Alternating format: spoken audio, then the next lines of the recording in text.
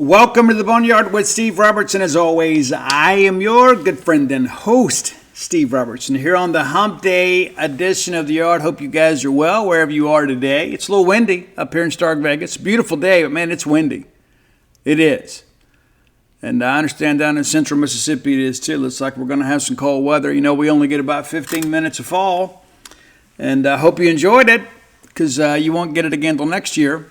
You know, we have the post-Labor Day false fall, and you know what I'm talking about. I mean, you know, it is what it is. But better get ready for some cooler weather, and I'm okay with that. I love blue jean and leather jacket weather. I do. That's me. Looks like tonight's today the high's 62, but looking ahead to your Saturday forecast. Got an afternoon game. Kind of glad we do. Listen, I'm a big fan of night football in August and September, and then daytime football in November. That's just me. But Saturday, low of 37, a high of 60, so go ahead and prepare to bring a jacket as you come to cheer for your Bulldogs against the Missouri Tigers. We're going to talk a lot about Missouri today, but I wanted to make you apprised of one thing. We have made the move and decided, for those of you that wanted to purchase the BOGOs, the buy one, get one free floats, you can do that now. It's a Black Friday special, but we kind of petitioned to do it earlier because of the fact that Thanksgiving goes so late. Give us a little more time to sell. You guys thinking about a unique Christmas gift, and maybe you've thought about floating, but it's like, man, I want to bring somebody with me. And I don't know if they want to pay for that, so you can buy one, get one free. How cool is that? Yeah, buy one, get one free at True Rest Float Spa of Starkville. Dial 662-268-7601. Dana can walk you through the process, or you can do it online. We prefer you can do it through us because she can kind of talk to you and kind of let you know how things are going to go. It's a lot easier to get your questions answered. Again, that's 662-268-7601. 7601 True Rest of Starkville. People ask me all the time, Steve, why do you float? Well, I float for a better quality of life.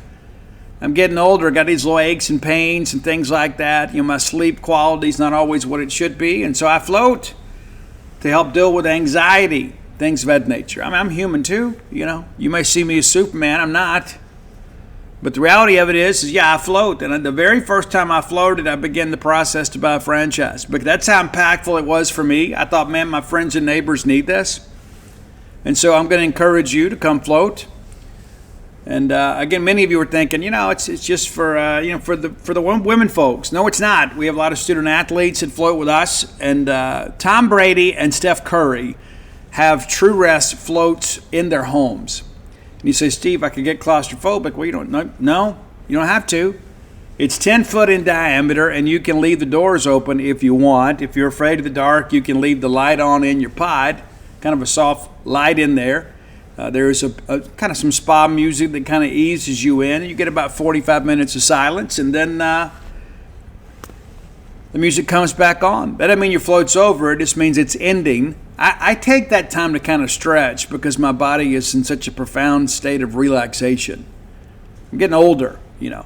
We had one veteran came in a while back, and he said he hadn't been able to touch his toes since his 20s, and now he can. You know, and so maybe this is a solution for you. And you don't have to have like a chronic pain issue or a chronic anxiety issue. Maybe you just need a break. We had a young lady that came and stayed a while back. I think her family got her and her husband both afloat.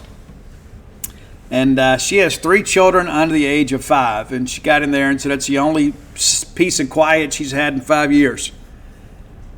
Not that we don't love our kids, but sometimes we need a bit of a break. Take a break for yourself and come float with us at True Rest Float Spa of Starkville. We're trying to make Starkville a better place, one float at a time.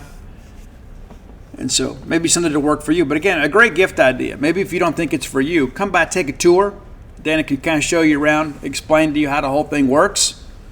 You float in water that's got 1,200 pounds of magnesium-infused Epsom salt in them, and you float on top of the water. It's a weightless environment for the most part. You'd be amazed at what it could do for you.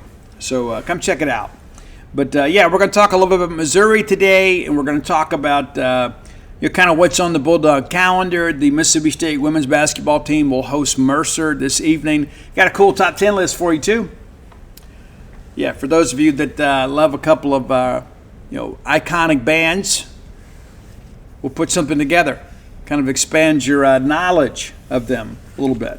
And thanks for everybody that's bought the dude, doing exceptionally well.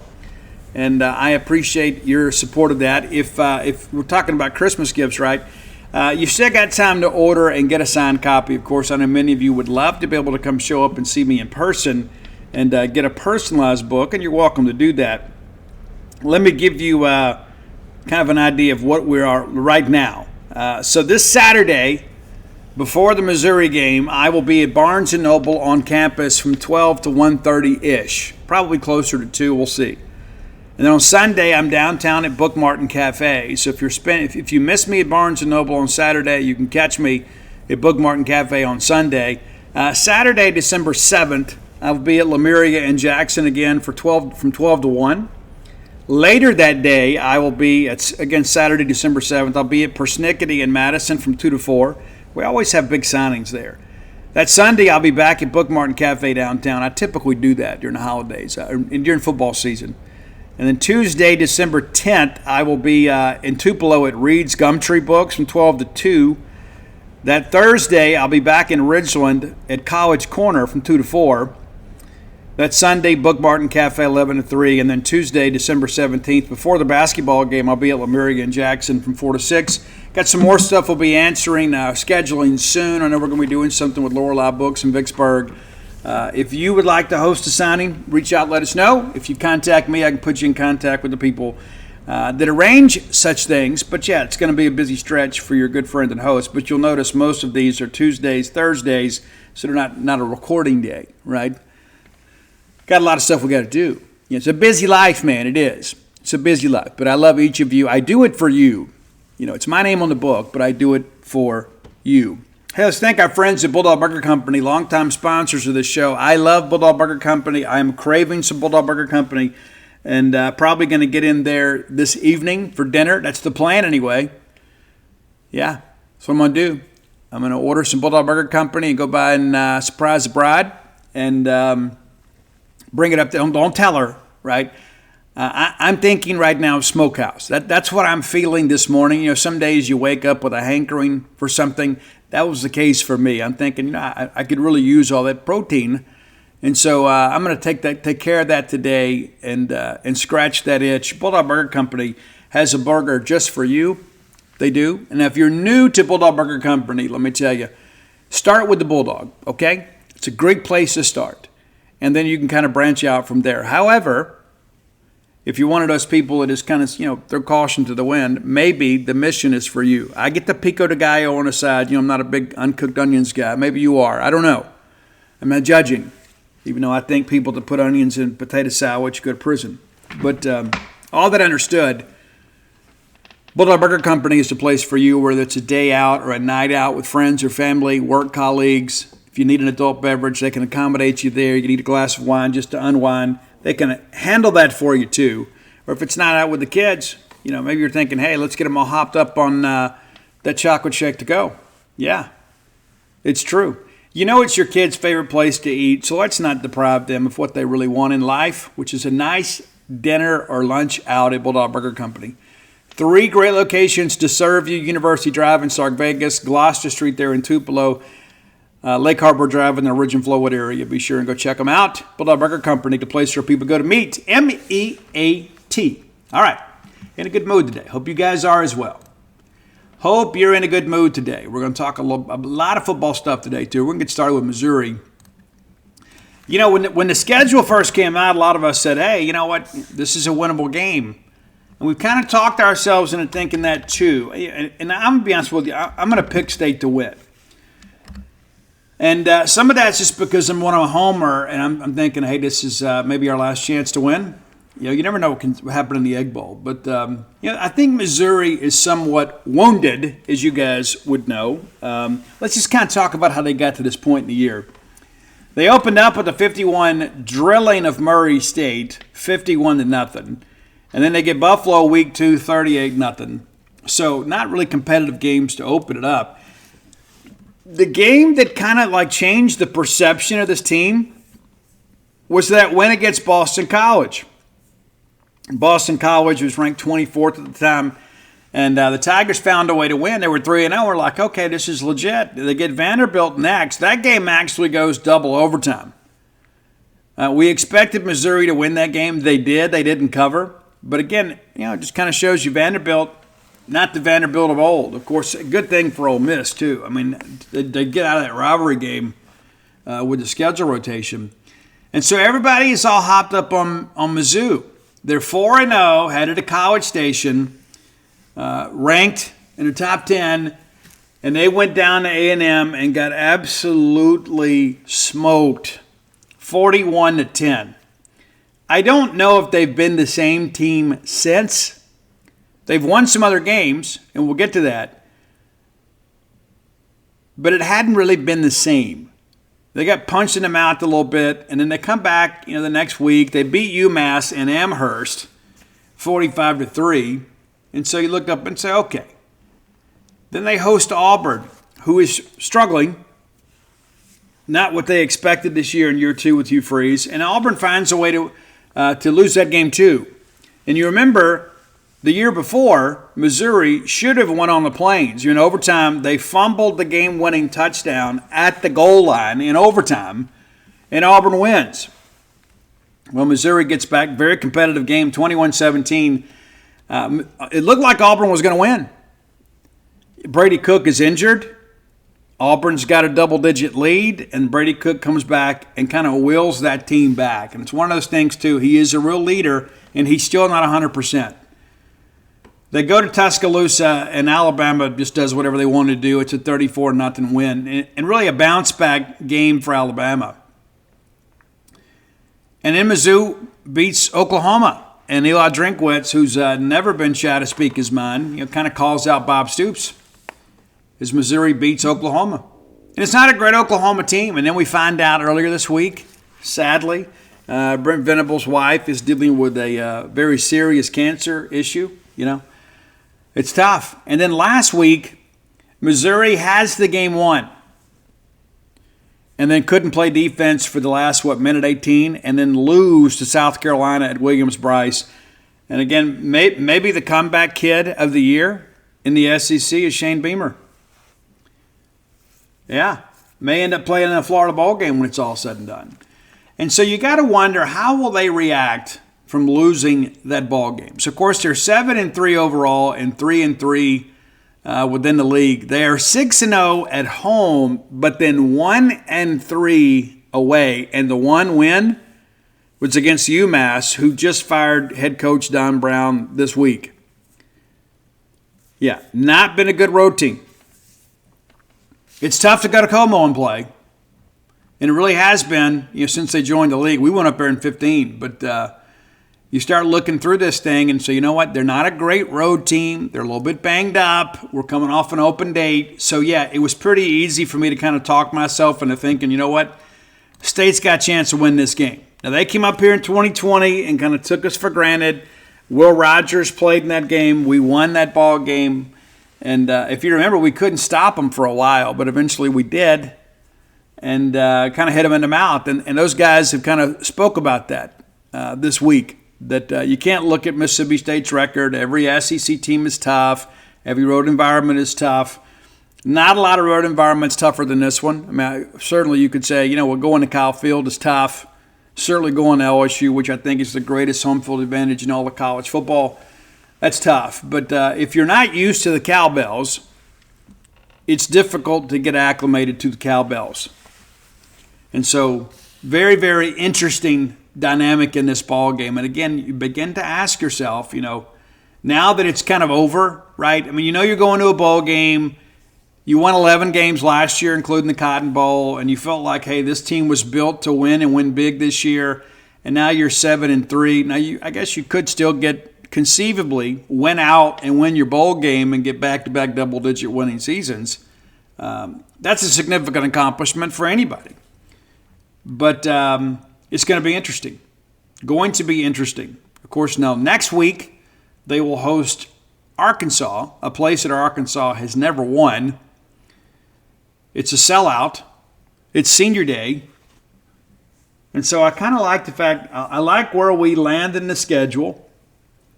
And I like the fact that they have not been especially good on the road. So yeah, I don't really care what anybody says. I'm picking State to win this game.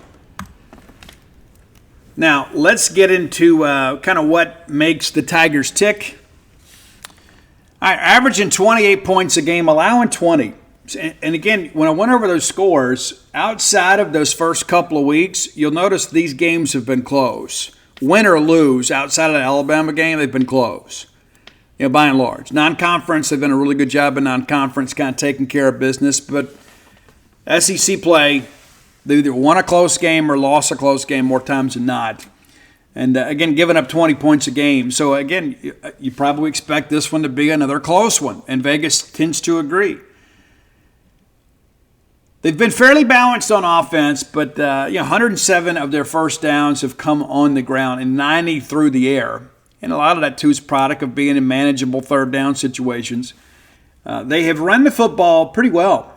1,652 yards on 382 attempts, averaging 4.3 yards a carry. And you begin to ask yourself, why would you ever throw it if you're averaging 4 yards a carry? Well, you got to keep people honest. But look at the passing game here. 207 completions and 331 attempts and 5 picks. Average depth of target, 6.66. Yeah. Averaging 220 yards a game.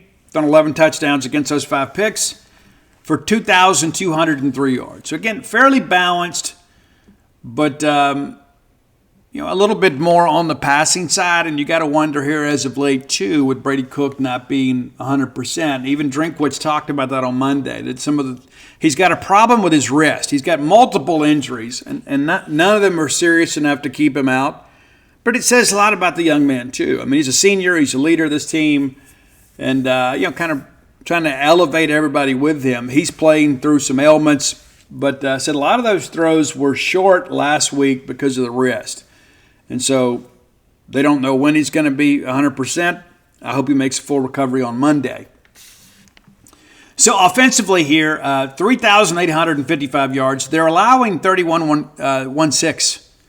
And remember how weak the non-conference schedule has been. And so you kind of look at that. They're kind of giving as much as they're taking. They scored 32 touchdowns, allowed 24. Been pretty good in kickoff returns, but we've been really good at the touchbacks. Punt returns just kind of average at 5.29. Defense has picked off 6 passes too. Looking at the kicking game here, averaging 42 yards a punt. That's not bad. It's not great, but it's not bad, especially in this league. And that average is right at 39 yards. So maybe Kevin Coleman can get loose with one. But, a lot of people have just been kind of kicking it shorter and giving themselves a chance to cover it. Field goal attempts, not great, 19-28. And again, you look at close ball games, and the kicking game matters. Averaging right at 50 yards in penalties per game. The opponent's about the same. So kind of a, Mox-Knicks situation there. Time of possession just slightly in favor of Missouri, about 32 minutes a game. A lot of people said it's an overrated statistic. Well, it's not when you're the team, it's not scoring and not getting the football. Third down conversions right at 46%. Pretty good numbers there on fourth downs. They've gone for it 14 times on fourth down. Drinkwitz is kind of a mad scientist. And 6 of 14. They fumbled the football 8 times, lost at 4. And 21 sacks for, 22 against. So again, they're giving as much as they're taking. And you look at these numbers and you begin to think, hey, this team is probably around 500 or a little bit better than that. And I think a lot of that's the quality of the competition of non-conference. 27 of 28 in PATs. Red zone scoring. Okay, when they get into red zone, they are just about always going to get points. 35 of 38. And, of course, they missed some field goals. But 23 of those 38 red zone trips have yielded touchdowns. On the flip side, when you get into the red zone with them, which hasn't been an easy task, only 26 trips to the red zone, 21 of them end in scores, and only 14 of them in touchdowns. So red zone defense appears to have been pretty good for Missouri throughout the year. Look at some individual numbers here. Nate Noel is the lead running back. He's not what we faced with a lot of other teams. Now, they kind of do the back committee approach a little bit. It's him, number 8, Nate Noel, is the lead back with 684 yards. But Marcus Carroll is a guy that doesn't get quite as many carries, but production-wise is similar. Actually has 7 touchdowns on the year on the ground. But between the two of them, they're averaging 10 yards, right? I mean, a carry apiece. 5.6 for Nate Noel, and then Marcus Carroll gets almost 4.5. So you give it to Noel on first down, Carroll on second down, we're moving the chains.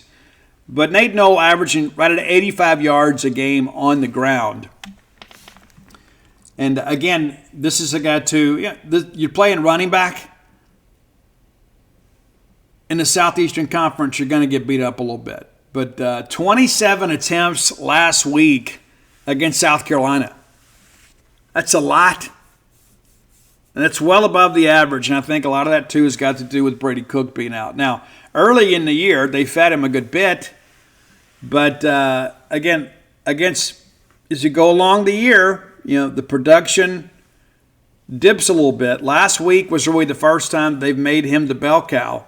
But you go back and look at so he had the Vanderbilt game, didn't play again until the A&M game, and 10 carries for just 30 yards. Against Auburn, 6 for 32. Against Oklahoma, 10 for 31. And then last week, they decided to just load the wagon and let him carry it. 27 for $150 and a touchdown. So again, you look at the, really, it's been 3 games that have made the difference. In 5 of the 8 games that he's played, because he has missed some time, he has run for 75 yards or less. And then 3 of those games have been 40 yards or less. So, again, a little bit banged up. You never know what you're going to expect with him. But, again, clearly he's feeling better to take on so much of the workload last week. And this is a veteran team, too, that was kind of built to win. Now, last week against South Carolina, Marcus Carroll just carried it 2 times. The 2 previous weeks, it combined 30 carries for 105 yards. And so, I mean, you can only run it so many times. I mean, you only got so many snaps to go around. But those are the 2 guys. They will line up and try to run the football. And again, a lot of it's to protect Brady Cook. Brady Cook has played in 9 games, 9 of the 10. And, that's part of the deal. Didn't play against Oklahoma. But you start running through this here, even against South Carolina. 21 of 31 for 237 yards, a touchdown and a pick. And he and got banged up a little bit too. But, I commend the young man. I think Brady Cook is probably the best quarterback in the SEC that most of the fans in the league don't know. He's not going to be a Heisman guy by any stretch, but he is their guy. And so we got to find a way to get to him, and that's been a real challenge for us this year. But looking at, Drew Pine has played in 6 games. That they think that, he's capable of kind of handling the same thing, but he just doesn't have that same moxie about him. Again, you look through this roster, and there's so many grad students and seniors. But Brady Cook, 158 of 249, 2 picks, 8 touchdowns. Drew Pine, 49 of 82, 3 picks, 3 touchdowns. But right at 200 yards a game for Brady. Looking at the receiving stuff here, everybody, the household name, Luther Burden III. And if you don't know Luther Burden III, you just hadn't kept up with SEC football. This guy's a pro. Played in all 10 games, 53 catches, which leads them in receptions. 574 yards, which is second on the team. 5 touchdowns, leads the team. Theo Weiss Jr.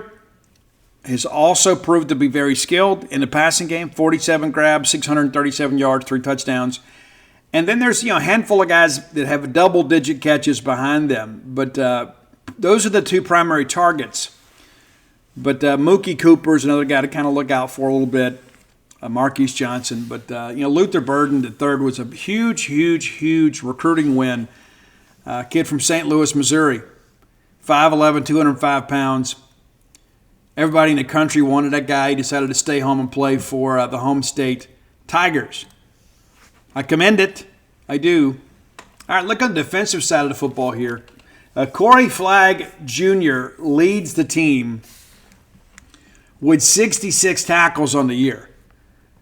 Linebacker, not the biggest guy, 5'10", 233 pounds, out of North Shore High School there in Houston, Texas. Again, there's so many veterans on this team.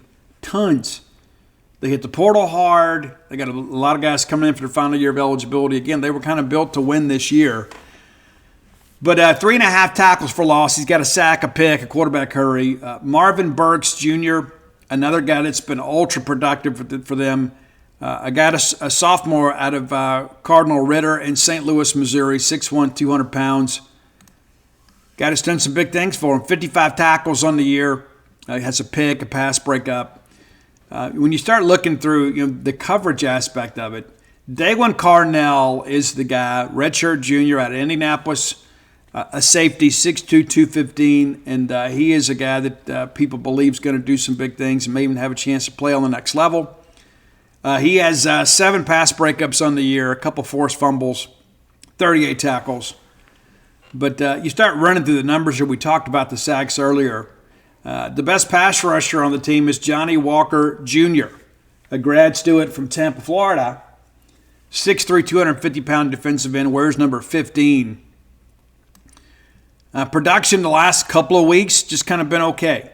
But he is a guy that has been able to kind of get in the backfield and be a disruptor of things. But, that's kind of what he's known for. And so you got to watch for him. But, again, 21 sacks by this defense, which, we'd love to have that, for us. But, we've got to be able to avoid impact plays. We got to avoid turnovers. How many times in the last few weeks have we had an opportunity to really make it a game or to get a lead and put ourselves in a situation to win? We force a turnover and then we give it right back. We got to be clean. Luke Bauer, the punter, 38 punts on the year, 42-11 on the average, a long of 60, 3 touchbacks, 14 fair catches. Again, a lot of directional punting. 12 inside the 20, 5 of over 50. So he's got a big leg. You see that, 5 of over 50, and one of those is a 60-yarder. Sometimes that can be an anomaly. But, again, it appears that they're kind of kicking for coverage here because you've got nearly half of the punts are fair caught. So we're kicking for hang time, not distance. Blake Craig, we mentioned him, some of the struggles they've had on the field goal side of things. 19 of 28, 6 of 7 inside 30, and then 8 of 8, 30 to 39. It's the longer field goals that have been the issue. Now, he's 1 for 6 from 40 to 49, but he has made 4 from 50 plus, including the long of 56. Nick Quadrini kind of helps out some on the kickoffs, but again, this is one of my favorite stats to look at here. 57 kickoffs this year, 46 of them touchbacks. So a pretty good ratio there. They've also had 3 go out of bounds. I love that extra 10 yards. But I don't know if we're going to have an opportunity to bring one out. Davin Booth has had some success here recently on kickoff returns. We went through a stretch there, but we would never, it appears, never run it out. We'd always just take the fair catch. But we found some things, and Booth has made some good plays. He's had a couple of returns that much of it were negated by penalties. But nevertheless, on their return side of things, Marquise Johnson, the third or fourth wide receiver, sophomore out of Dickinson, Texas, a lot of speed on his team. He leads them with 11 returns, averaging 23 yards. Has a long of 63. They have not returned a special teams kick for a touchdown on the season. Luther Burden handling many of the punts. He's got 4 returns for 31 yards, and one of them was for 24. And then Daniel Blood, 3 of 6. So just, not a lot in the special teams thing. In a game like this, special teams is going to matter. I think everybody sees it for what it is. I do think it's going to be a close game, and my hope is that we can all kind of will the Bulldogs to victory. If we go out there and play clean, we've got an opportunity to do that. Looking, kind of just, some comparison numbers here, especially in SEC play. All right, when you look at, the Vanderbilt game, that's when they won 30-27. The statistics, in many respects, were pretty comparable for the most part.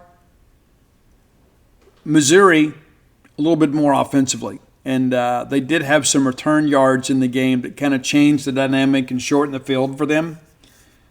Against Texas A&M, not good. They ran for 68 yards against A&M. And listen, we've played A&M. We know how good that front is. But A&M kind of ran it well.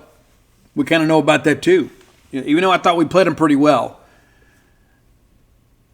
But that's an opponent, in common with us. They ran for 231 yards against Massachusetts, and allowed just 95. Passing numbers were somewhat comparable. But when you start working through all this stuff, you're looking for opponents in common. Not everything translates because football's about matchups. But I think Missouri, in many respects, wants to run a lot of the same concepts that Jeff Lebby does. And so I think this time the transitive properties are a little more on the nose just because of the fact that some of the things and concepts that we run are similar to what they run.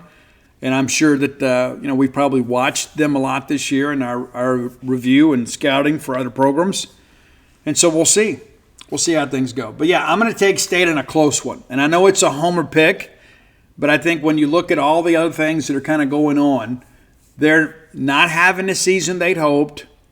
They're coming off an emotional loss. They're going on the road where they have not played well. Brady Cook is banged up. What we need is something big to happen early and get the crowd engaged.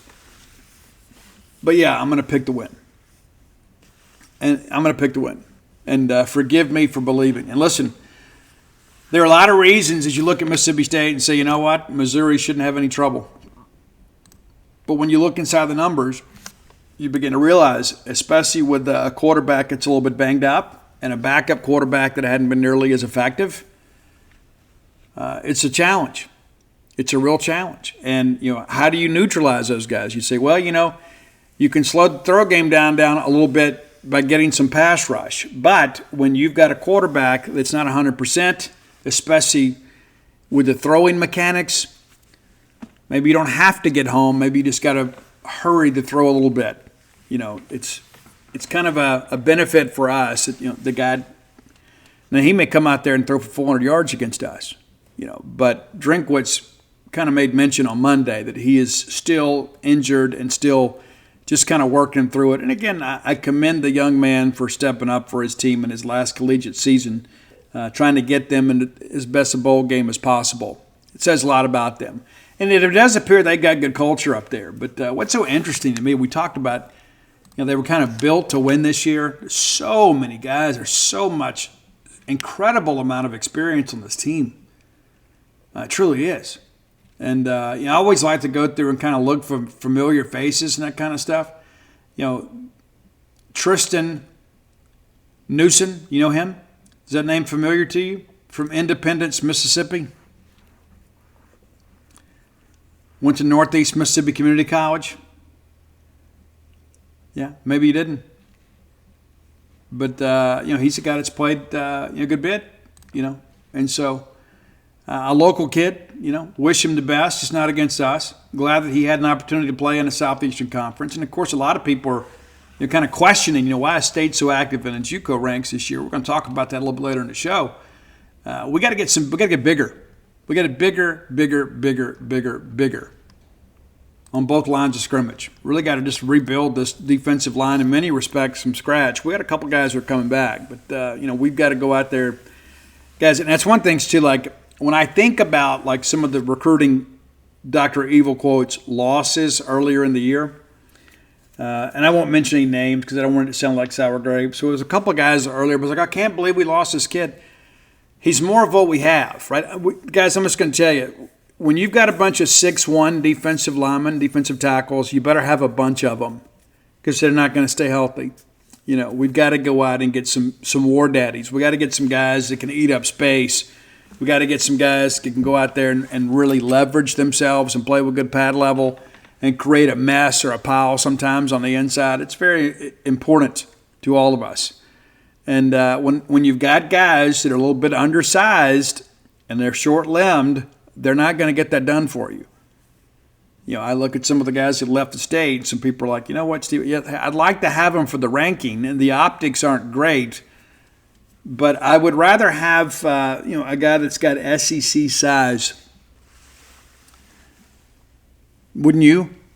Right? And so you get the JUCO ranks, you hit some of these kids up. And, again, we're not expecting these JUCO guys to come in and be starters in year one. But we do need them to be rotation guys and provide some depth. We've got to go get some starters in the portal. We're not abandoning the portal just because we're going out and getting some JUCO guys. It's important to understand that. Time for today's top 10 list, as always, brought to you by closewithblair.com. That's C-L-O-S-E with Blair, B-L-A-I-R. Blair is my friend, your friend, our collective friend in the mortgage industry, and you need one of those. Yeah, it's part of adulthood. You need to have somebody that can handle things for you when you're buying a new home, you're refinancing your home, perhaps looking for a second mortgage. There are a lot of things that are important in life, and your home is among the most important. Don't entrust that service to just anybody.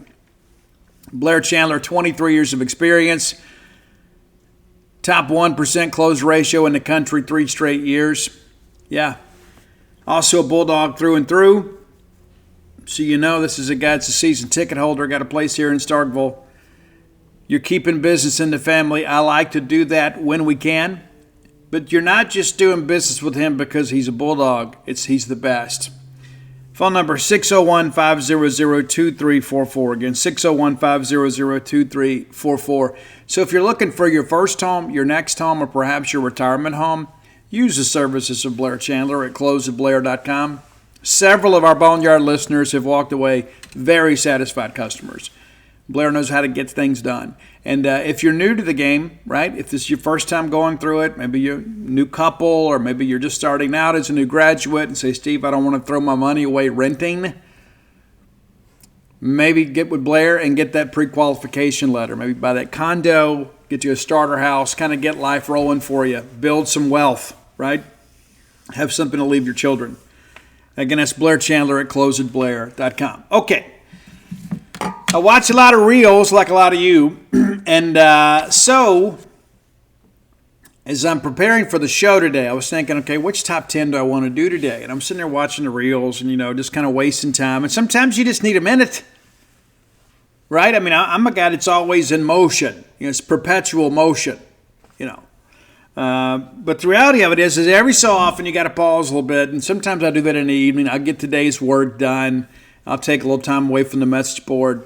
And I'll just go lay in bed and plug in the phone and scroll through these reels. And I saw one this morning of the classic Guns N' Roses lineup. And Izzy, of course, sang backup. But this particular instance is a live performance that Slash actually walked over to Axl and sang along with him. I don't know that I've seen that, honestly. I mean, maybe I did and I forgot it. I mean, I did a lot of drugs in the early 90s. But my point being is that I thought, let's get on a Guns N' Roses kick today. So I decided let's do Guns N' Roses side projects, right? Side projects from Guns N' Roses. Now, I did not include Chinese Democracy, which technically could be considered a side project, as Axl Rose was the only original member or classic lineup member in the band. And a little trivia question, too, for those of you that don't know. Tracy Guns from L.A. Guns is the Guns in Guns N' Roses. Yeah, and Axl Rose, of course, was with Hollywood Rose. It's a long story. But Guns N' Roses, it made sense. It stuck. But the reality of it is these are some very talented individuals. And if you love guns, and I know you do, Guns N' Roses, then you might be interested to know what some guys have done away from Guns N' Roses. Some of these you're going to know. But I thought, let's take a little trip through this together. And I've listened to all these songs. Some of these albums I already own. But number 10 is a new one for me. Matt Sorum, the replacement drummer for Steven Adler. He was also part of Velvet Revolver and with the Cult at one time. A very accomplished musician. Has a couple of solo albums, but Matt Sorum's Fierce Joy, it's very different than the Guns N' Roses stuff. It's a lot more chill and laid back. He's got a track called The Sea that is kind of interesting, but it is not really straight ahead rock and roll. It's a little more easy listening. All right, number 9, I added this too so we could talk about it. It was written and recorded under the Guns N' Roses banner, but it's really not Guns. Matt Sorum and Duff McKagan did not believe in the song, and so they did not participate in the recording of the song. It was released as a single on the End of Days motion picture soundtrack. We should do that, right? We should run out and get those. A lot of times there were like B-sides that were released, but occasionally there was a great song like Iris from the Goo Goo Dolls. It was written for City of Angels. It's amazing, right? So occasionally there were some hits, but it was a track called Oh My God, and like Dave Navarro from Jane's Addiction, and briefly from Red Hot Chili Peppers, and from Ink Master. We got a new episode of Ink Master tonight. Yeah, that's what I'll be watching. But it's a track called Oh My God, and it's very different. I think the lyrical content is good, but it's not like, it doesn't have the classic Guns sound, and so as a result, it didn't do as well. I think a lot of people were like, I don't like industrial Guns. But I wanted to include it because I don't think it's a song that many of you, even you hardened Guns N' Roses fans, know, or maybe you've forgotten. All right, number 8, I really like Duff McKagan's Loaded. Are you familiar with that? Like there's a band called Loaded. I think Duff's done 3 albums with them. My favorite song from them is Flatline, but for some reason it's not available on iTunes anymore. Maybe they'll get that fixed. But they had a bit of a hit here in the playoff run a few years back with a song called We Win. Really like that track. I think you'll dig it too. It's a little more modern than the Guns N' Roses stuff. Now, the rest of the way, I think you're going to know most of these. Number 7, I remember when this dropped and everybody was telling me it's going to be an amazing album. Guys, I wanted to love it. And I know I'm going to get some negative feedback from some friends. But the Izzy Stradlin and the Juju Hounds album just didn't do it for me. There's some songs on there that I like, and it's kind of got an old school Rolling Stones vibe to it. You can hear some Keith Richards, in it a little bit. It's more bluesy than Guns was. Doesn't have the edge to it. But I dig the track Shuffle It All, which was a single for them. And again, maybe you're familiar, but there were so many people that were pushing the Izzy Stradlin album. And I just don't think it worked. Just my own opinion. I got some friends of mine that went and saw him live, and somebody put on a killer show, and it's a little bit heavier live. But I didn't get it. And that's okay. Izzy was my favorite guy in the band initially. Number 6, a track that maybe you haven't heard that you should have heard. Now, Steven Adler, of course, wanted to rejoin Guns N' Roses. They did not bring him back. Matt Sorum is a better drummer than Steven Adler. Steven Adler, of course, in recent years has maybe that's not fair, but in the last several years, many of his hits have been on Celebrity Rehab. And I'm glad that he's kind of got stuff figured out, but after he got clean and sober, he wanted to go back on the road, and he sat in a few dates with Guns, but it's just not the same. So he put together his own version of Guns N' Roses and called him Adler's Appetite. There's a great song on that EP called Alive. I think you're going to dig that one. I think that's kind of the hidden gem, the little gift in this list today. Number 5, and I dig this one, even though Gilby Clarke he was in the band kind of as a touring musician. Gilby Clarke joined, and Matt Sorum kind of insisted that Gilby play at the Hall of Fame induction ceremony, even though Gilby was not included in the Rock and Roll Hall of Fame. Gilby had a handful of solo albums. Pawn Shop Guitars is where it started, and I really like that album. I really like it. I like it better than the Izzy Stradlin album. Now, to be fair to Izzy, like he wrote a lot of the music that you guys love from Guns N' Roses. All that with Appetite for Destruction, a lot of that with Use Your Illusion 1 and 2 was Izzy Stradlin's creations. So, but I like Gilby Clarke's addition to the band. Talented guy. But I think my favorite song on that Pawn Shop Guitars album is Tijuana Jail.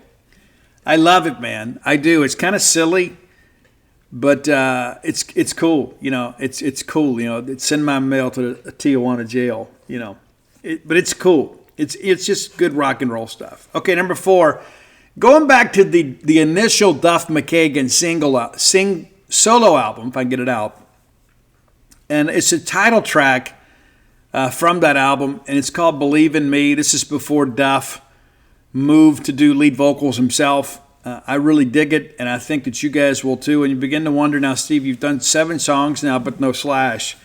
Well, it's going to be Slash the rest of the way, right? Because Slash has had multiple solo projects or multiple side projects, and we're going to start with number 3. It's Slash and Miles Kennedy and the New Conspirators and the great track Anastasia. The guitar on this, the picking work on this is phenomenal. There's a reason that Slash is a legendary, iconic guy, and it's not just because of the top hat. The guy can really, really play. And I think Anastasia is one of the best examples of his ability to kind of pick it out. So that's your number 3 track. Number 2, off the original Slash's Snake Pit, and if you've listened to the show for a long time, you know this one. I remember when we debuted this as the kind of the song, you know, the theme song of this show. I initially had some, hey, Steve, you went all the way back to Slash's Snake Pit, and that's true. And it's Beggars and Hangers On. I love the track. I love the live version that Miles did with the band when they did those studio sessions. Super, super cool. But Beggars and Hangers On, I love it, man. It's kind of, you know, one of those songs, too, that I feel a lot of kinship with. That's one of the reasons we picked it to be on the show. But number 1, the best side project involving Guns N' Roses members. It's got to be Huey Lewis and the News. No, it's not Huey Lewis and the News, smart guy. It's Velvet Revolver. Now, we could have gone a lot of different directions here. Maybe we do a Velvet Revolver top 10. I've thought about that today when I'm looking over this today. I'm like, you know, yeah, there's a top 10 here, right? But one of my favorite songs of all time, regardless of artist, regardless of genre, regardless of decade, it's Velvet Revolver's Slither. Absolutely amazing. From the very, very beginning. It's like, you know, I was in the market for a Shelby, like during COVID. I thought about treating myself and getting myself a Shelby. And I told the bride, I said, if I pull this off and I find a car that I really want, that I can afford, I'm going to get Slither on the license plate. You know, because Wildside kind of made the move with me. It was on my silver and black Mustang that I restored. And I was going to retire that. And couldn't find a Shelby that I really wanted. And I was going to do a custom order and all that kind of stuff. And, you know, it didn't work out. But that was my plan. And that's one of the reasons that I just absolutely love it. It's just so rock and roll, man. It's so incredibly rock and roll from start to finish. And, of course, Wildside stayed with me when I bought Ruby. But nevertheless, I absolutely love this song. I think it's one of the best rock songs of all time, especially the guitar. From the very opening riff, it's like you know you're in for a wild ride. So that's your top 10 songs, in my estimation, from the Guns N' Roses side projects. And again, I do think that there's probably a Velvet Revolver top 10 list in your future. Yeah, and it's so cool too. You know, it's like you think it's Matt and Duff and Slash with Scott Weiland. And, you know, Scott tragically passed away several years ago. And I have read some letters and postings from his ex-wife that don't paint him in the best light. But she also talks about how much he loved people and how much pain he was in throughout his life. And there were a lot of people out there that life is just too much for them. There were times in my life I wondered if that was the case for me, you know. But the reality of it is you get a little bit, a little age on you and begin to realize, too, you just got to keep grinding, man. You just got to keep showing up. You can't just go get in the hole and run away. I'm busier now than I've ever been, with so much going on. And it would be so easy to just kind of let myself slip into, a state of stressfulness, right? It would be so easy to just think about, oh, my gosh, there's so many things around this house I got to get done. I don't have time to do them. I don't always have the money to do them. There's so many things I want to get done. And it's like, well, why would I go do all that when we're not home much anymore? But, we got a new business out there, got a new book. There's a lot going on. But, the truth of the matter is, I don't know that I would know or recognize life without all this chaos. I mean, honest to goodness, all this running around and going to ball games, going to book signings, and, other than when I sit and write the next book, I'm active. I hadn't been to a rock show in forever, and so I'm kind of missing that. I'd love to go to a show soon. But the reality of it is life is life. Life is beautiful. And there are some days you catch me on the right day. I might tell you opposite, right? We all go through it. We do. You just got to keep growing. You got to keep rolling ahead and understanding that tomorrow is likely a better day than today. And my dad used to say this funny thing, and I've shared this on the show before, but he used to say, Mama said there'd be days like this, but she didn't say there was going to be this many. Yeah, well, let me here to tell you. There's always going to be somebody out there trying to take what you want. And there's always going to be somebody out there trying to take what you have. Always. It's never going to change. You have to kind of learn to accept criticism. And I think the Gene Simmons quote is, I'm never going to take advice from people, or I'm never going to listen to the opinions of people I wouldn't take advice from. That's a relatively new one for me. And I tell you, I listened to a podcast here recently when I was traveling, and I heard something about how it said psychology is more infectious than the flu.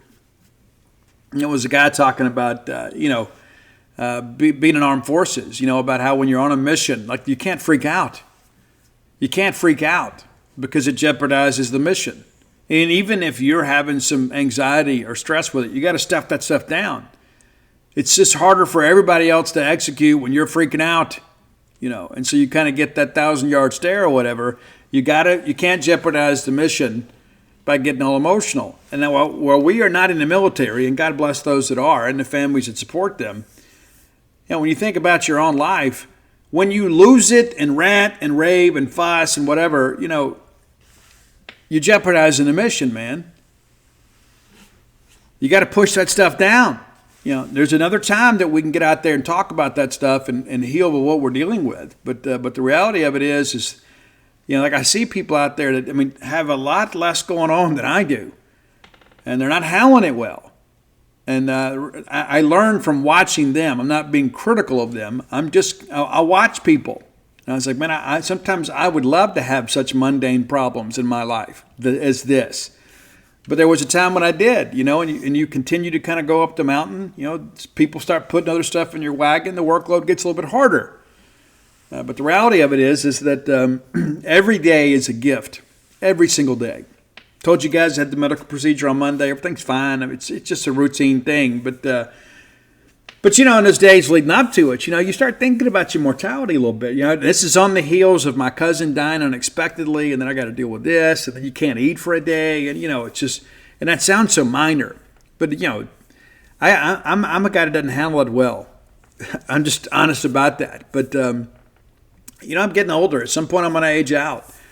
But I'm going to rock as much as I can until we get out of here. That's true. And then when you guys get up there, I'll be up there shaking a tambourine in Heaven's House Band, man. I can't, there are some days, man, that's one thing I've told my wife, when I was writing When the Bottom Falls, I told her, I said, there have been so many times in my life that I have raced to get out. Raced to get out. It's true. And a lot of that is because I know that there is something more. But as I have kind of achieve long-term sobriety here, it's one thing that I think about is, there are things left for me to do here, before I transition to the next phase of existence. And I don't know what you think or how you feel, but I can promise you that nobody is still living life on accident. Does that make sense? We're all here for a purpose and for a reason, and maybe we haven't realized that yet. Maybe there's a relationship, maybe there's an encounter, maybe there's something out there, there's some difference in the world that we can make. And so it kind of reminds me of Quantum Leap. Do you remember that old show with Scott Bakula, how great that show was? I started watching it again a while back, and I kind of got lost track. But, it's like he couldn't leap to the next mission until he completed all the objectives of the current mission. And that's kind of how I see life. I mean, there's just so many things left that I want to do, but more importantly, things that I need to do to help other people. I'm not just here to be a spectator. Let's get out of here with that part of it, and we'll get on to the next segment of our show, which is brought to you by Campus Bookmart, a Starkvillian institution. I love Campus Bookmart, and one of the things I love about it is like the Mississippi State fans' bonanza, right? You walk in there, and there's everything you need to be a Bulldog other than tickets and a donation to the Bulldog Initiative, right? I mean, it's everything you need. You need a new jacket, it's there. You need a new quarter zip, it's there. You need a new polo, it's there. You need the cute little dress, it's there. You need the gift, it's there. You need some pictures for the wall? Yeah, we can get that for you too. Kathy Brown does an amazing job at Campus Bookmart, keeping it outfitted with all the greatest Mississippi State merchandise available on the planet. A lot of people wanted to make that claim, and then when I kind of started calling people out on that, they're like, well, okay. They have a lot of stuff. Now, Campus Bookmart, the best selection of Mississippi State merchandise on the planet. On the planet. Be sure and go check them out next time you're in town. If you can't make it to town, visit them on the World Wide Web at campusbookmart.net. And by being a loyal Boneyard listener, we'll give you a phrase that pays, and that is BSR, which stands for Beautiful Steve Robertson. That gets you free shipping on all orders over $75. Any order less than 75 bones, absolutely incomplete. And let me again make my push, too, for that diploma frame, right? You're thinking about, you got a Bulldog graduate coming up, and I'm not saying you buy it for Christmas, but maybe you do. But how neat would it be to be the relative, to be the parent, to be the aunt, the uncle, the grandparents, and let everybody else know so we don't duplicate the gift and say, hey, I really want to get a diploma frame. Because that is a treasured gift that will last a lifetime, right? Because everybody wants to have their Mississippi State diploma on the wall. And how many times do you reframe it? Well, you don't, right? So you can buy a gift of significance, and your graduate, your Mississippi State grad, can have that on their wall, and they will think of you every time they look at it. You talk about giving gifts of significance, that's one. Hey, we're gonna trade T-shirts and cowbells and things like that. But I think the diploma frame is such a timely and timeless gift. And so you got December grads coming up. Maybe consider perusing through the fine selections of diploma frames at Campus Bookmart. All right, tonight the Mississippi State women are back in action as they host Mercer. Your Bulldogs 4-0, and you've been pretty impressive so far. Quality competition hasn't been great, shall we say, but State is doing what good teams do to less than good teams, and they're winning handily over them. Of course, even Chattanooga, of course, beat us last year, and you win that game by 25 points. But, and not to mention the Memphis game, 44 to open it up. But Mercer tonight, 6:30, and you can watch on the SEC network or I guess it'll be the ESPN app. It looks like it's ESPN Plus or SEC Network Plus. So you should be able to watch on your app.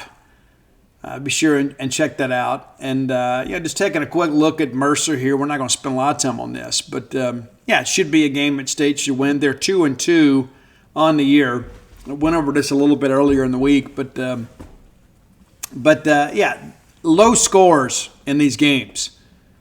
They scored 75 points against UNC Asheville, but ever since then it's been 40 to 50 points, and we're going to do better than that more times than not. But quickly, kind of looking at the team itself here, and we'll go through this again pretty quickly. But averaging 55 points a game, almost 56, giving up 56 points. So it looks like defensively they have been decent. But all that I understood, this is the Southeastern Conference, and we have SEC players. And Ashley Locke, who wears number 23, leads the Lady Bears with 11.3 points per game. She also has pulled down 37 rebounds, which leads the team, averaging nearly a double-double. Also has 7 block shots, 7 assists, and really doesn't get in much foul trouble. a 6'3" forward, a senior from Flowery Branch, Georgia. Attended Flowery Branch High School. So that's something to watch. Aliyah Collins has played off the bench, kind of a part-time starter for them. She's been pretty good too, but this team has not really been a real three-point threat, and that's one of those things as we get into league play we're going to see a lot more of. Guys, they're just 5 of 40 on the year in three-point attempts.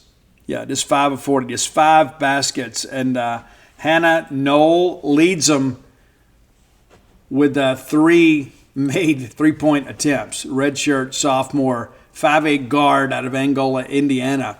So that's just kind of something to watch. This is a team that really doesn't score a lot, and they really struggle from beyond the arc. And the way that we get out and defend, I think this will be a game that we're going to be able to probably get some separation pretty early and kind of empty the bench. And it makes for a really, really, really happy locker room when you can do that. That's an important aspect of all of this. When you get so many people around, that's part of the deal. All right, we'll talk about it more on Friday. But, of course, Mississippi State is going to host Washington in the second-round NCAA tournament game. So the Bulldogs can go from one of 32 teams to one of 8 teams this weekend. We have never advanced beyond the Sweet 16. We played a Sweet 16 game last year against Stanford, a team that was really good. And even then, we didn't look outclassed. We just didn't have our strongest first 20 minutes. Lose that game 1-0. But if you have not purchased your tickets to attend this weekend, you need to probably do it soon. They're just $10 for adults, $5 for kids, because there's a really good chance we're going to sell out. And that's something we never expected when the season began, that we would have the potential to sell out a game at the Mississippi State Soccer Complex. A complex that has not been named yet, hint, hint. So if you're looking to make a sizable donation to Mississippi State, maybe you can purchase the naming rights to that. Invest some money back into soccer. And a lot of people have said, Steve, we ought to do a little bit more, kind of dress up the facility a little bit. And I agree, but I don't know that you make a big financial commitment after just, one great year. But to be fair, James Armstrong has gotten better and better and better every year that he's been here. And so maybe it's time that we do a little something. We got more pressing needs right now. We've recruited well. And now you guys have kind of found that soccer is fun. So that's an aspect of it that we got to consider. But, there's a little room to expand out there. Some things that we can do. Got some temporary bleachers out there on the east end right now, too. But, we're not going to go break the bank on this. But we probably should do some things. And we've got a great pitch for sure. And the team facility is great. But there are probably some things that we can do to kind of enhance the fan experience. But we've learned that you guys love those berms. You do. A lot of people like kind of bringing their snacks in the blanket and kind of sitting out there, maybe bringing your lawn chairs, just kind of enjoy sitting out there on the grass. But, that's something we probably got to consider. But so 2 games on Friday. I will cover both. So we'll probably record your Friday night show your Friday show on Thursday night. So it'll be available for you on Friday, or I may get up early on Friday. We'll see, because I do want to go watch the Notre Dame Kentucky game. And so we'll have an article on that. Well, maybe it's a notebook, but we'll do something kind of on what happens there, because it's NCAA tournament time, and that's what we do. Whether it's baseball, regional, whatever, we get out and cover those games. And so we'll be there on Friday for both games. And some of you, I know, we're kind of planning to make both too. So come on out and enjoy that. But, make a move soon if you want those tickets, as your Bulldogs try to make their second consecutive appearance in the Sweet 16. And again, you think about last week, it was a record crowd, not just from Mississippi State, but the NCAA, the largest crowd to ever attend a first-round NCAA women's soccer game. It's incredible that we hold the distinction of that. And now we have an opportunity to build that out even more. But it's not like Duty Noble Field. Well, if there's somewhere to stand, you can buy a ticket. There's limited seating and limited standing room there. So be mindful of that. It's not going to be a situation. I don't think you're going to be able to just roll up on Friday and buy a ticket. I think you probably need to get your tickets in advance. I know you're telling yourself, that'll be okay. I don't know that it would be. I wouldn't take that chance if it were me. Reminder, too, that the Mississippi State men, and we'll talk about this more on Friday's show, the Mississippi State men back in action this weekend at SMU. And so, again, for you Bulldogs in the Dallas-Fort Worth area that maybe aren't making the trip to Starkville, we're going to encourage you to go support the Bulldogs as they play at SMU.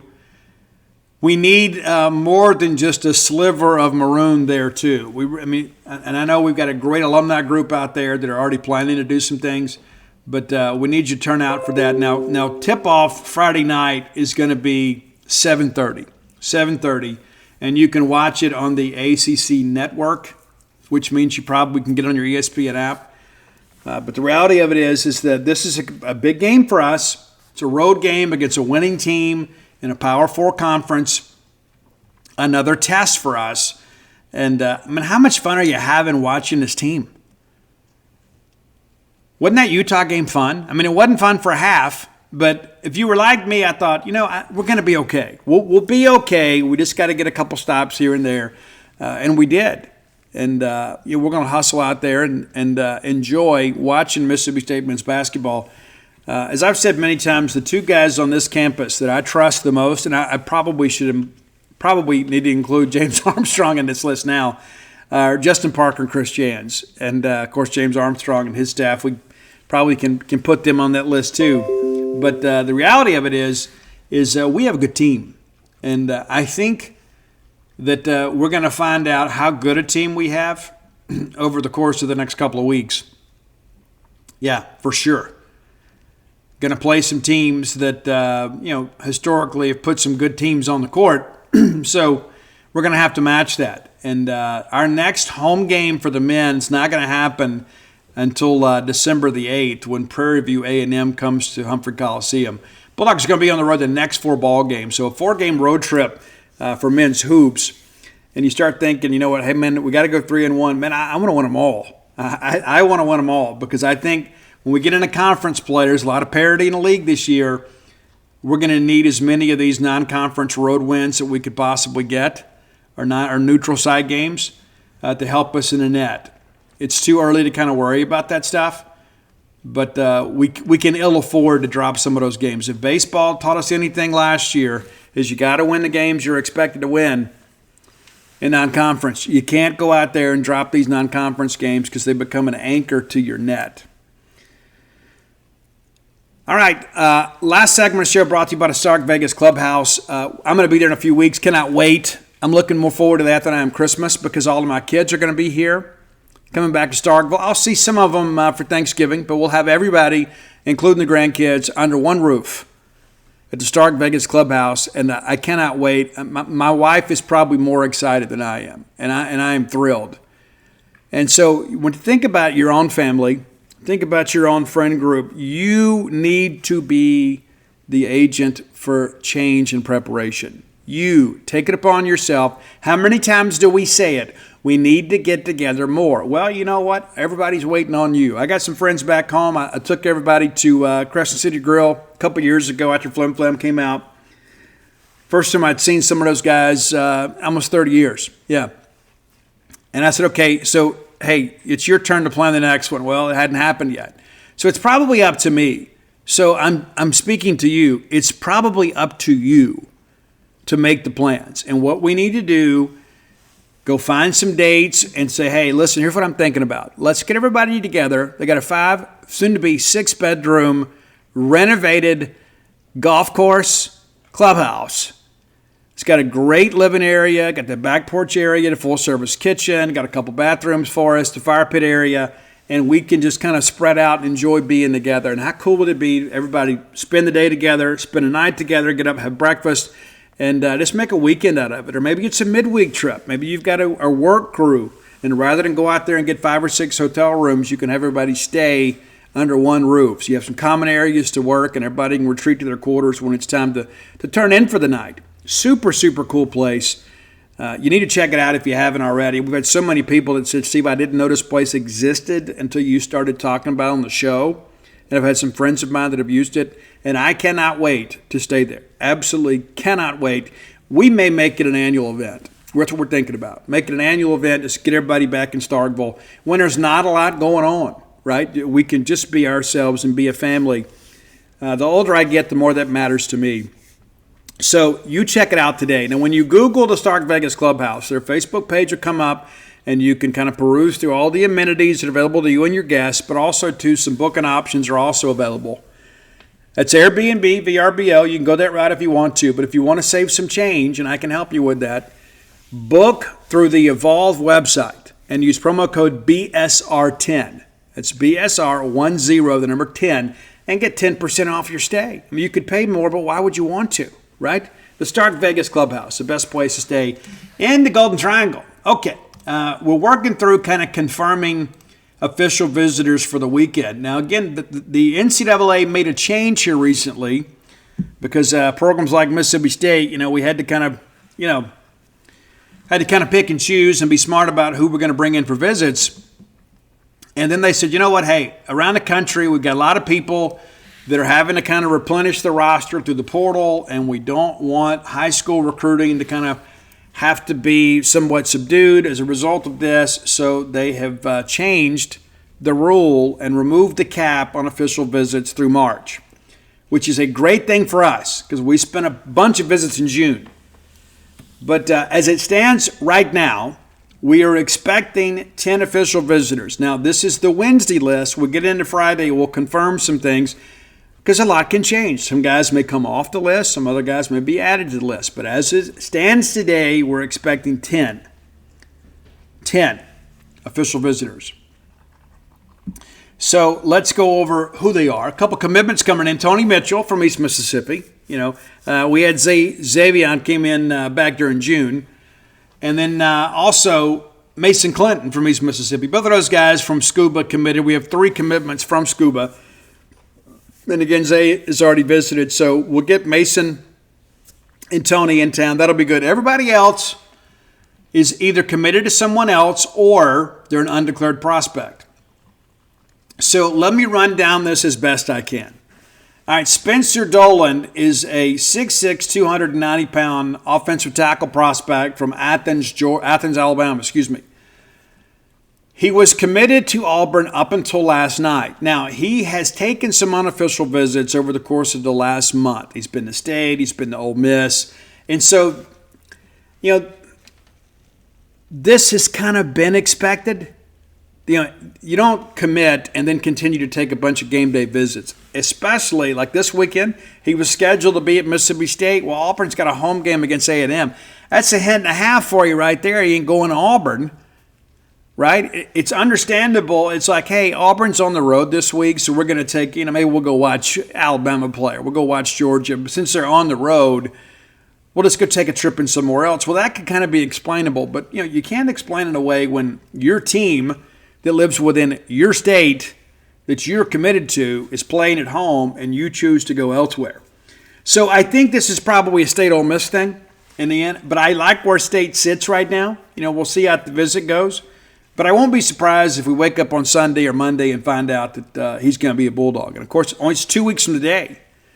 The signing period opens on December 4th. So the Bulldogs are making their final adjustments and final pushes here. And another name that I think could be a Bulldog is Tywin Coleman, originally from Terry High School by way of Northwest Mississippi Community College. He was originally scheduled to visit Florida State this weekend, but that has changed. He is going to be at Mississippi State this weekend. He is a guy that knows Anthony Dixon, doesn't have a close relationship with him, but he does know Anthony Dixon, and they haven't really talked a lot about his time at Mississippi State, but it's already a win to get him to cancel the Florida State visit in lieu of our visit. He's going to come here and be I guess that's not the right phrasing, but the bottom line is he's going to be here instead of there. Now, speaking of Florida State, we've got Max Redmond, a safety/linebacker out of Cardinal Newman High School, West Palm Beach, Florida. This is a Corey Bell recruitment situation. And he is committed to Florida State. However, due to the coaching changes at Florida State, they fired coordinators and some people like that, and his lead recruiter. And so he is going to visit Mississippi State this weekend. I can't tell you how that's going to go, But, we're still out there chasing some guys that are committed to some big-time programs or being recruited by some big-time programs. Now, edge rusher Odera Akaka out of College of San Mateo wasn't sure when he was going to visit. He's expected to be here this weekend. He has visited West Virginia. He has visited Cal. And now he'll visit Mississippi State. Now, he grew up about 40 minutes north of Cal Berkeley. And so that's something we're going to have to overcome. However, he is a guy that wants to play big-time football and get developed and have an opportunity to go to the National Football League. And everybody does. He's had a good year there at San Mateo. So we'll see how things kind of progress here. But, I would say headed into the visit, Cal probably leads. That's not to say that we can't change things, but we're going to get a chance to visit him, and we're going to get a chance to kind of roll out the big maroon carpet and show him what his options would be here at Mississippi State. Another name that I expect to be a Bulldog is Saquon Miles out of Hines Community College. And it's interesting, like some people on Gene's page, like, hey, they're the mid-'80s guy. He's actually an 87. He's committed to Troy, but since his sophomore film has made the rounds, Georgia has offered. He's got, let me run through the offer sheet with you here real quick, just because of the fact that, people always say, well, I don't go by ratings, I go by offers. Well, here's who he's got offers from. He committed to Troy early. And since that commitment, his recruitment has blown up. Offers from Auburn, Mississippi State, Colorado, Georgia, Ole Miss, Virginia Tech, East Carolina, Houston, West Virginia, and then several G5 programs. And so a guy that's got a ton of offers and considered one of the top junior college offensive linemen in the country, and he's from Greenville, Alabama. And so we'll have an opportunity, again, to get him, and I think in the end he is going to be a Bulldog. I feel pretty good about that. Now, Eric Hazard, an edge rusher out of Fred J. Page High School in Franklin, Tennessee. He is a mid-level 80s type guy, committed to Louisville. Dad played at Mississippi State in the early 90s. And so, a bit of a legacy kid here. We'll see how things develop with him, but I think this is, again, another opportunity for a flip, and Louisville's a Power 5 program, Amarian Jefferson, a relatively new name to the recruiting radar. Now, he's a guy originally from Towertown, Mississippi, so he knows Jamion Lewis. And if I'm not mistaken, his mom is cousins with Jamion Lewis. He also has some connections to Deontay Evans. Deontay Evans, when he was at Southwest Mississippi Community College, signed Amarian to play at Southwest. Deontay leaves. He transfers to East Central and has developed into one of the top defensive backs in the state of Mississippi. 18 current offers. A lot of discussion about Mississippi State. I think it's kind of like, hey, they got to see him in person, and then we'll see how things go.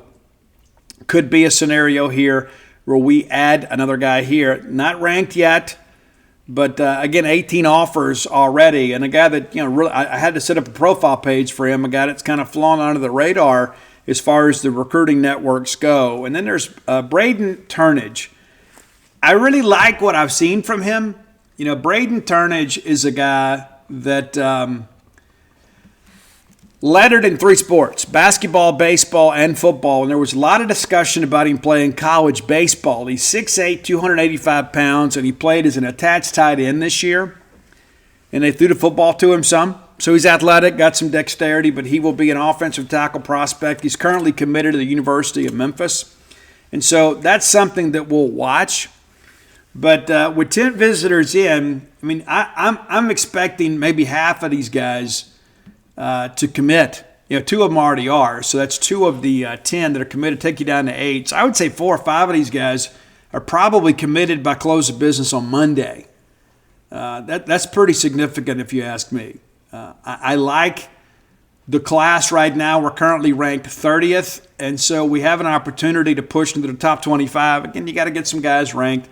But our current commitments are all ranked, including Joseph Skipworth, the most recent commitment that visited some time ago is rated an 87, and we flipped him from Kansas. And so I share that for a couple reasons, because how many times in the years past do we get down to the end of this thing and, we're going and getting a small-town Mississippi guy that doesn't have a lot of options. We've got some guys that have a lot of options.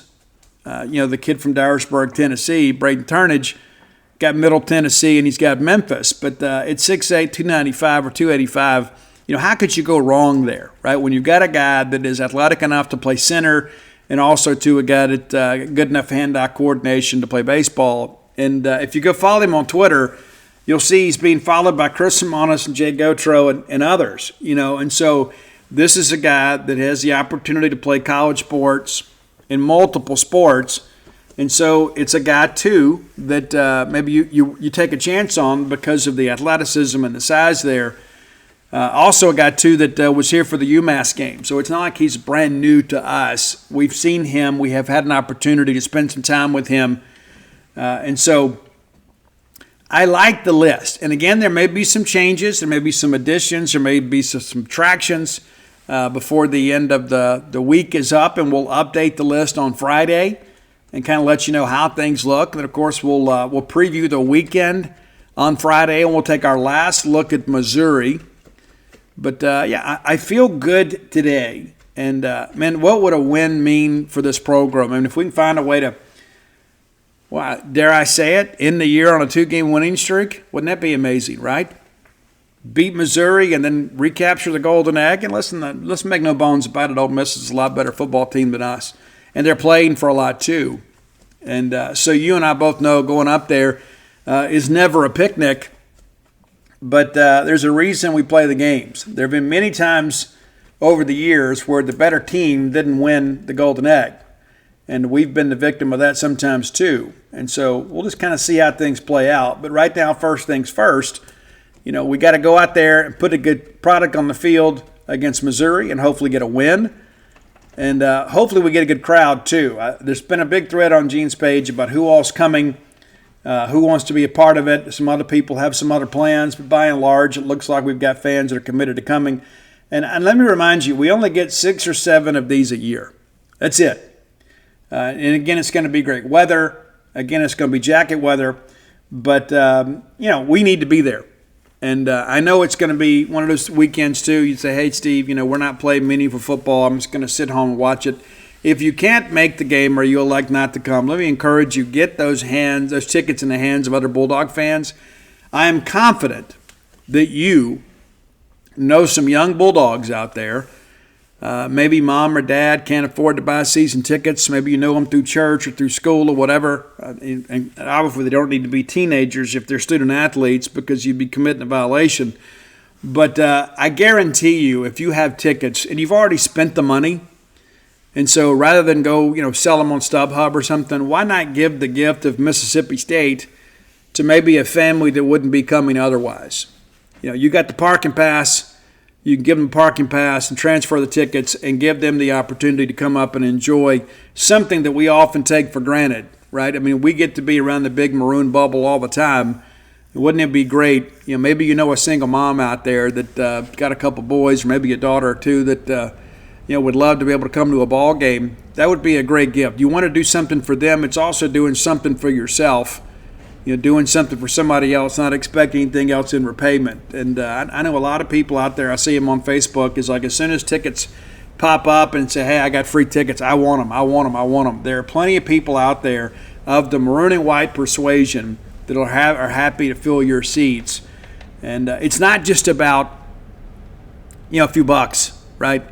I think about that as a kid. Like we used to go see the games in Jackson, but we never came to Starkville.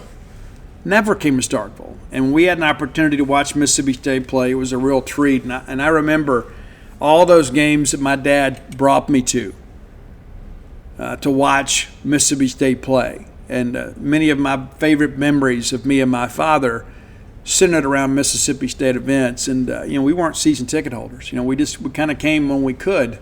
And more times than not, it's when the Bulldogs came to us. And my dad lived in Canton. But think about the gift that you'd be giving to somebody else whether it be basketball or baseball or whatever. I mean, there's a lot of young kids out there that their heroes have always been Bulldogs, and they don't get the opportunity to see their heroes play in person very often. And so I encourage you, please, please, please, if you're not coming to the game, get those tickets in the hands of some Bulldog fans that would see it as a treat. You may make somebody's holiday season, truly.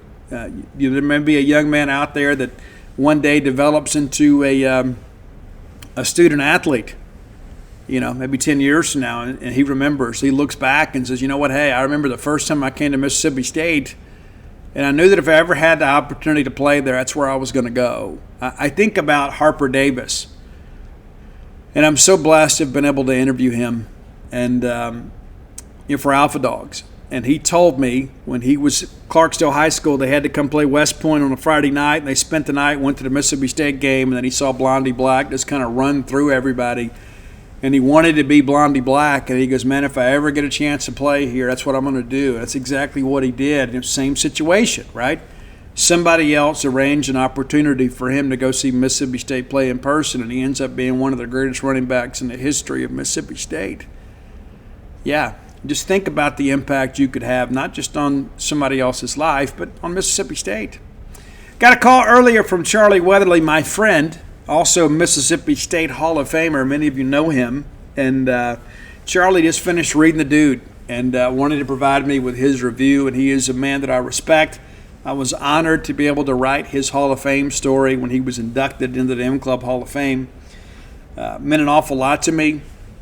I've had a chance to get to know Charlie a lot over the years. And for us to have the chance to talk about Dudy Noble. And, he almost got emotional on the phone with me and thanking me for writing that book. And I don't share that with you to prop myself up, but really to maybe push the work a little bit. There are a lot of people out there that maybe don't know a lot about Dudy Noble. I've got young people that say, I didn't even know Dudy Noble was a person. We named a baseball stadium after him, right? And I'll tell you a funny story too. I don't want to incriminate anybody here.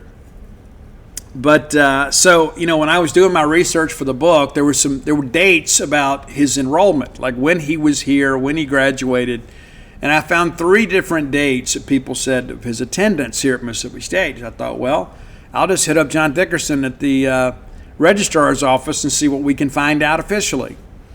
And so John's got some people working on this, right? And they're younger than me and you, and one of the kids comes back and says, I don't see anything on this guy. I mean, are you sure he went to school here?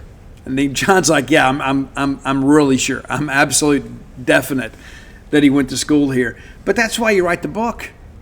There's a lot of fans out there that don't know these stories. And to hear Charlie Weatherly, again, a legend at Mississippi State, and not just the work he did on the football field, but the work he did with our Alumni Association for forever and a day, to have his endorsement of the book means more to me than I can really say. And so you need to get a copy for yourself. If you haven't already, go to dutynoblebook.com and you can get signed copies. And they're doing basically next day shipping now. We're caught up and they're basically running back and forth to the post office every day. And so you order today, good chance it'll be shipped out to you before the week is over. Yeah, how cool is that? And anything ordered through the website is signed. And all of my sports titles are there too. That's Alpha Dogs, Stark Villains, Flim Flam, Dog Pile, and every Bulldog needs a copy of Dog Pile. I don't know when we're going to win our next national championship, so you need to make sure you've got that one. But every Bulldog fan, I think, needs a copy of the dude too. And it's not just a baseball book. It's one thing that I don't think people fully appreciate. Dudy Noble lettered 14 times in 16 opportunities in baseball, football, track, and baseball. And there's a bunch of football stuff in here. There's a bunch of baseball stuff in here. There's a bunch of basketball stuff in here. And there are a lot of things about your university that maybe you don't know, even some things off the field that maybe you're unaware of. And speaking of the Alumni Association, it's one of the things that I share with some people. I think the one Alumni Association group that is going to be really, really proud when they read the dude is going to be the Lowndes County Alumni Association. They were on the right side of history every single time. And it's incredible to go back and look in hindsight and say, hey, these guys stood up for what they felt was right, and they were proven to be correct. And so If you're in the Lowndes County Alumni Association, you need to get that book because you were prominently mentioned, and some people that have been a huge part of that organization over the years are recognized for their accomplishments and also their contributions to Mississippi State sports. But more importantly, just being great Bulldogs. It's an important part of it. All right, you guys come float with us again, 662-268-7601, and come join the party over at genespage.com, the best Mississippi State website in the history of the world. Until next time, let's all live our lives in a way we make more friends than enemies, and people can see a difference in the way we live.